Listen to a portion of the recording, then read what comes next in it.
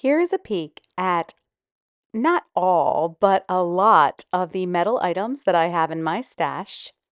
And here's another little peek at a bunch of different wood items that I also have in my stash.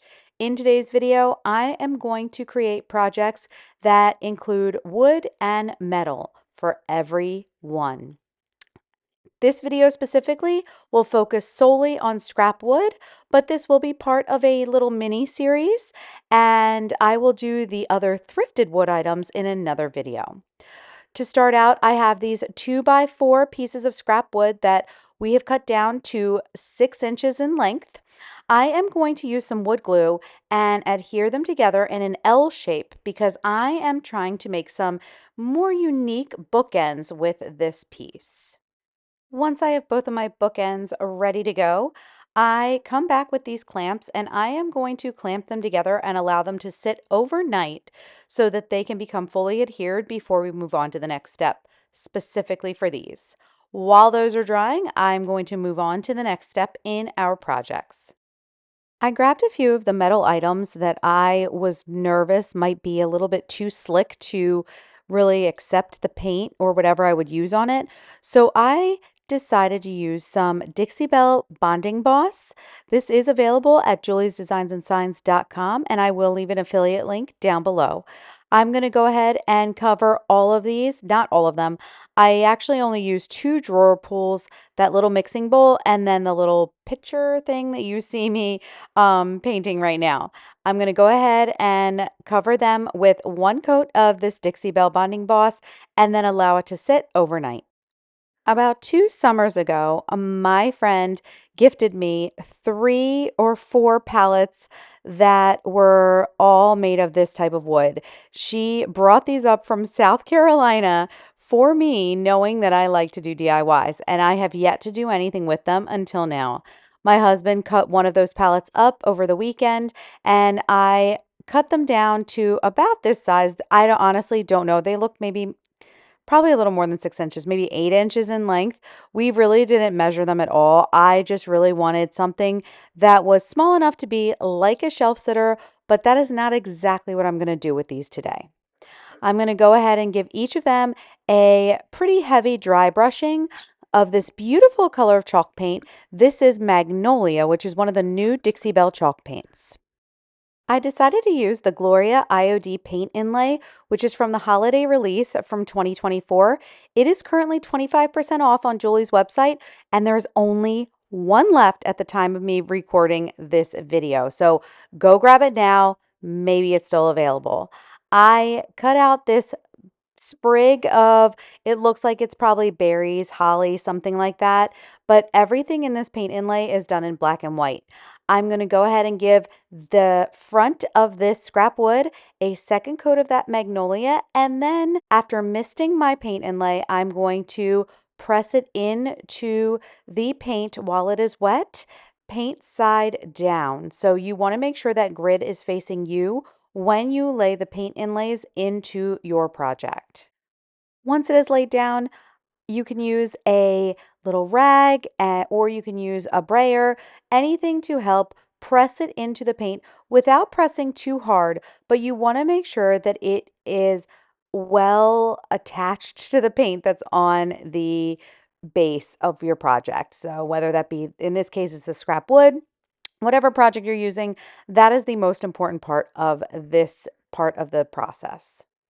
I have these drawer pulls that I had previously covered in that bonding boss and then painted with 2 coats of this magnolia. On the 3rd coat, which is what I'm putting on now, I am going to be using a different paint inlay from I think last year. And these are just a couple scraps that I had left over, and I wanted to see how I could create a similar look by using that paint inlay, but I wanted to give this one a glossy finish versus the more matte finish, which is what I tend to gravitate towards. Once I have everything painted, the paint is wet, I missed my inlay, and then I do have to maneuver it a bit to get it around that curved surface, but you will see it is not very hard to do. The best advice I can give you for this part of the project is to mist the top of your paint inlay once it is laid down, which allows that allows that paper to kind of mold around your rounded piece. I also have these two unique tin cans. I really loved the fact that the ridges were going vertically rather than horizontally. And because I had previously decoupaged something onto this piece and couldn't get all of that off, I decided to just go ahead and paint this specific tin can. You will see that I end up doing both, but for now, I had done this one in a couple coats of the magnolia, left the other one as is, and then I used some paint inlays that I had from the spring release, the one with the bunnies on it. I think it was the Melody inlay, if I'm the Spring Melody, I think that's what it was called. Anyway, let's go ahead and see how that goes. You'll see that I end up using one that had already been previously done on a piece I did back in the spring that had another Dixie Belle paint. I believe it was Stormy Seas was the name of the paint. It's like a darker gray. And then I did end up using a brand new inlay that had never been used before on the tin can that was not painted. When you are using a paint inlay on a surface that has not been previously painted, you can use a polyacrylic sealer to adhere that paint inlay down. So I used some Minwax in a satin finish to put my paint inlay onto my project. I did end up pressing it into those ridges. The only thing you really have to be cautious of when you are doing this method is that you need to make sure that you're not letting your paint inlay set for an extended period of time, because you would end up decoupaging on that paper that's on the back of the inlay. So typically I will set it to the side, set a timer on my watch for about 30 minutes, then come back and then mist it and pull it back. This is a much quicker process, and for me personally has not been as successful as using chalk paint. So I'm still trying to get better about this method.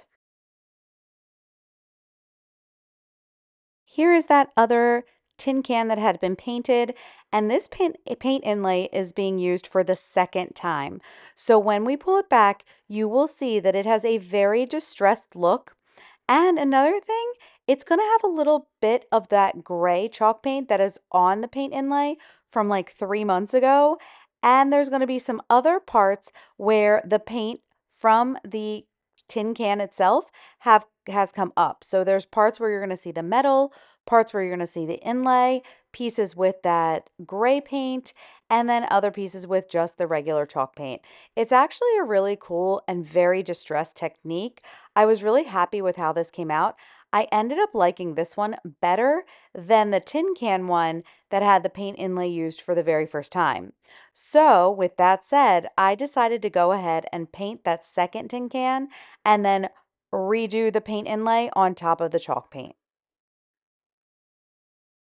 Now that those L-shaped pieces that we created with that 2x4 scrap wood are fully set and that glue is down, I'm going to be using some Van Dyke brown glaze. This is like an antiquing glaze that really creates a gorgeous brown on your pieces.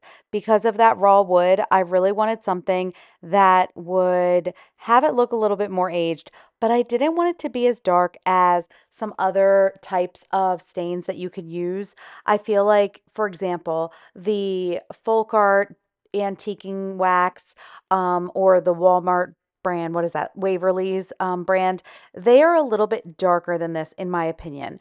I do like how these antiquing glazes, they come up with a brown that is just a little bit more, I don't know. I don't know how to explain it, but I really like it a lot better for projects like this.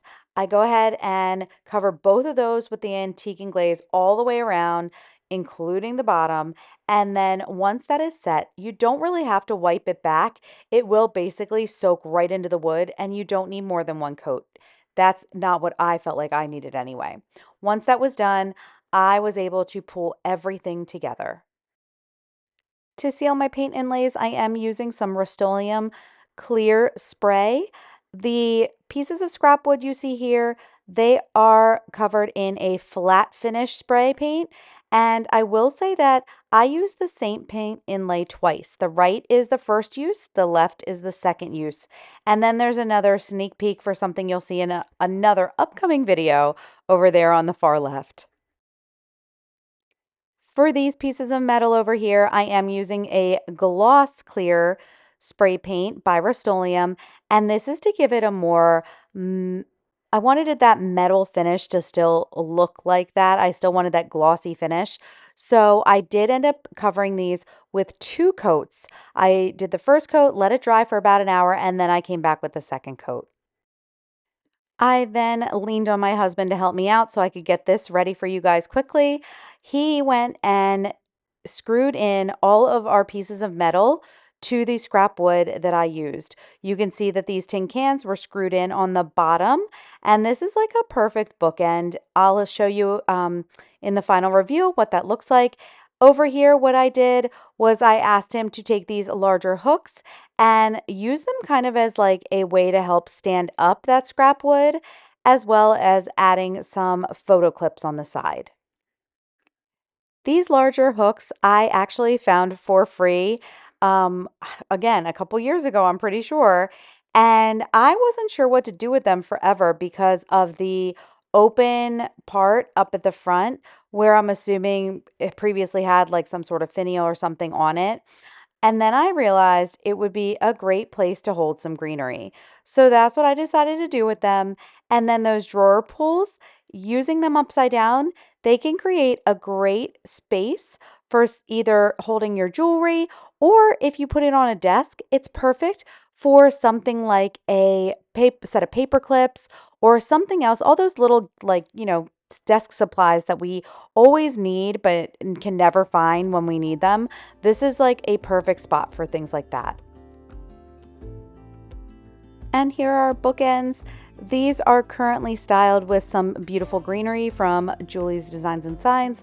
However, I also feel like they would be great for a pencil cup if you were to style these on your desk. Again, I am very much about functional, but I also understand that there are several that watch my videos who love the pretty and beautiful decor. So either way you choose to use these things, they will work beautifully for you. I hope you've enjoyed today's video. Please let me know in the comments what you think about these more unique pieces. And don't forget, I do have another round of wood and metal projects coming to you very soon. Thank you so much and have a wonderful week.